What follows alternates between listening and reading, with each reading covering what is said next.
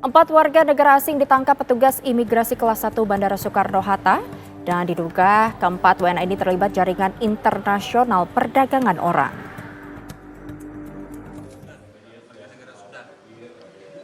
Empat warga negara asing ditangkap pihak imigrasi Bandara Internasional Soekarno-Hatta, Tangerang, Banten.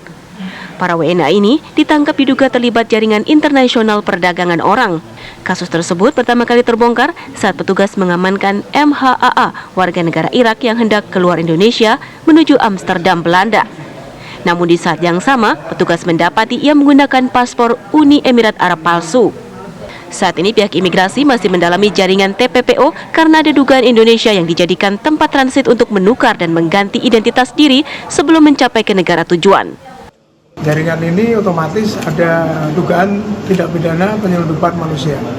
Nah, sampai saat ini kita masih mengembangkan terkait dengan jaringan yang ada di Indonesia. Karena namanya jaringan, karena jaringan internasional, kita bisa mengembangkan yang untuk ada di Indonesia.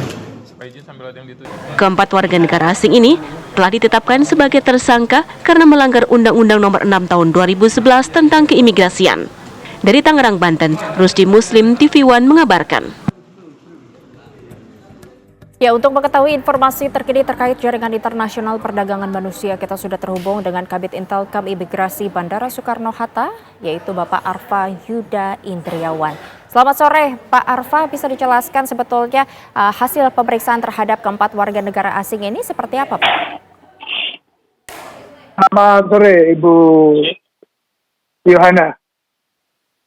Ya, selamat sore. Jadi untuk sementara kami mengembangkan kasus yang sudah kami rilis kemarin. Ada pendalaman kami terkait dengan tindak pidana penyelundupan manusia, dan bisa jadi ada tindak pidana tindak pidana perdagangan orang, seperti itu. Nah, sampai saat ini kami sedang melakukan penyelidikan terkait dengan jaringan internasional yang ada di Indonesia. Seperti itu, Bu Yohana. Ya, keempat warga negara asing ini sebetulnya asalnya dari mana, Pak? Ini dari negara-negara yang berbeda. Kasus yang pertama itu dari negara Irak. Dia menggunakan paspor Uni Emirat Arab. Yang kedua ada warga negara Sudan. Dia masuk ke Indonesia dengan menggunakan visa palsu. Yang ketiga, dua warga negara Syria. Dia menggunakan paspor Bulgaria palsu untuk menuju ke Jerman, seperti itu. Ya, kenapa Indonesia ini yang menjadi negara yang mereka tuju untuk melakukan transit, Pak? Ya, jadi sebenarnya tidak hanya Indonesia.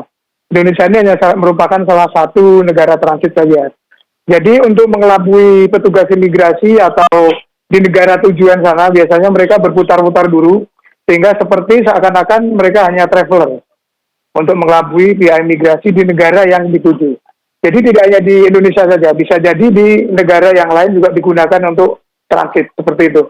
Berdasarkan pengakuan dari para pelaku ini, sudah berapa lama mereka melakukan sindikat ini, Pak?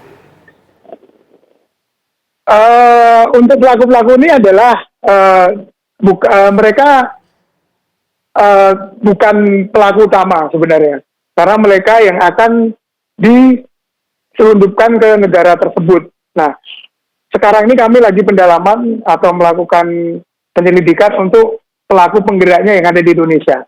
Dan memang sudah menemui titik terang yang nantinya akan kami terus dalami untuk pengungkapan jaringan tersebut. Iya, lalu langkah yang akan dilakukan dari pihak imigrasi akan seperti apa? Apakah akan menahan para pelaku ini atau nantinya akan mendeportasi keempat WNA ini, Pak? Nah, jadi empat pelaku ini sudah kami ajukan untuk penyidikan dan sekarang keempatnya sudah ditahan di Lapas Pemuda Tangerang.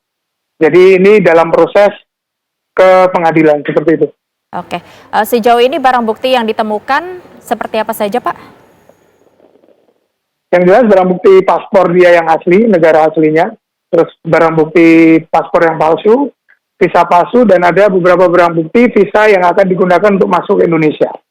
Apakah kemungkinan ada keterlibatan dari warga negara Indonesia sendiri, Pak? Kemungkinan pasti ada. Karena kan jaringan ini jaringan internasional, pastinya untuk jaringan yang mempunyai fasilitas di Indonesia ini pasti ada nanti melibatkan warga negara Indonesia. Nah, sampai sekarang masih kita kembangkan lagi lebih dalam dan lebih jauh sehingga akan lebih terang siapa pelaku yang berada di Indonesia. Baik, terima kasih Pak Arfa atas informasinya. Kami terus menunggu bagaimana informasi Terima kasih. selanjutnya.